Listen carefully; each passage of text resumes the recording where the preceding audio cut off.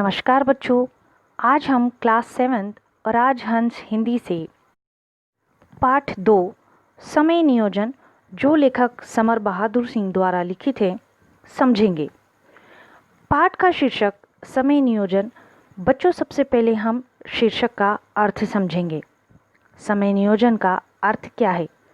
समय यानी टाइम और नियोजन का अर्थ है प्लानिंग। किसी भी कार्य की प्लानिंग को ही नियोजन कहा जाता है।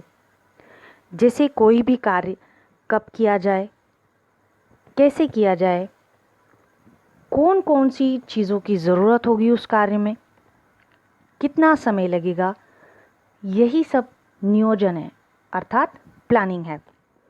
तो नियोजन का आशय क्या हुआ बच्चों? नियोजन का आशय किसी भी कार्य को करने से पहले उसके संबंध में सब कुछ पहले से ही निर्धारित करना नियोजन कहलाता है। बच्चों, आज हम इस पाठ में समय नियोजन के बारे में जानेंगे। हम अक्सर लोगों को टाइम नहीं मिला कहते हुए सुनते हैं।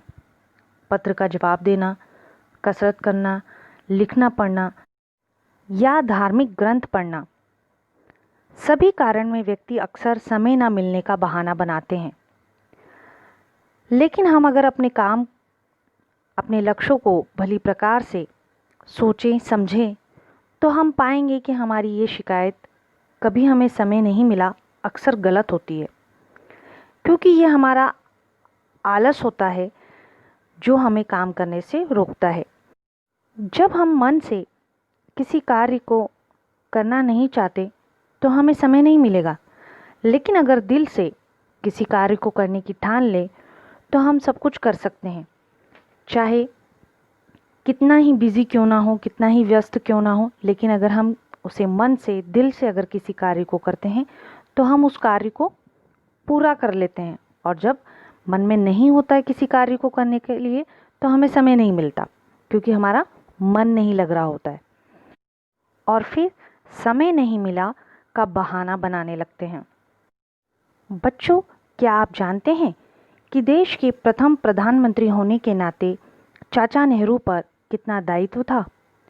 चाचा नेहरू के पास रोज कई फाइलें जाती थी, किंतु वे दूसरे दिन तक उन सभी को निपटाकर वापस भेज देते थे। वो कोशिश करते थे कि एक भी दिन लेट ना हो सके। दिन भर कई लोगों से मिलना, गंभीर समस्याओं पर विचार विमर्श करना, सभा सोसाइटियों में जाना, इन सभी के बावजूद भी वो अपने दैनिक व्यायाम और मनोरंजन के लिए भी समय निकाल लेते थे। इसी तरह गांधी जी भी अपने दर्शनार्थियों के बीच में घिरे रहते थे, उसके बावजूद देश विदेश के मसलों पर विचार विमर्श करना, अखबारों के लिए लेख लिखते रहना, दुनिया के कोने कोने से आए पत्रों का जवाब स्वयं अपने हाथों से ही लिख कर देते थे। फिर भी गांधी जी को अपनी प्रार्थना सभा और प्रातःकाल भ्रमण में कोई परेशानी नहीं होती थी। वो समय अनुसार ही अपना कार्य करते थे। बच्चों, हमारे सामने नेहरू जी और गांधी जी दोनों का जीवन प्रमाणित करता है कि यदि हम अपना समय सोच समझकर विभाजित कर लें, मतलब समय को सोच समझकर बांट लें, तो हम भी हर काम सही समय पर कर सकते हैं।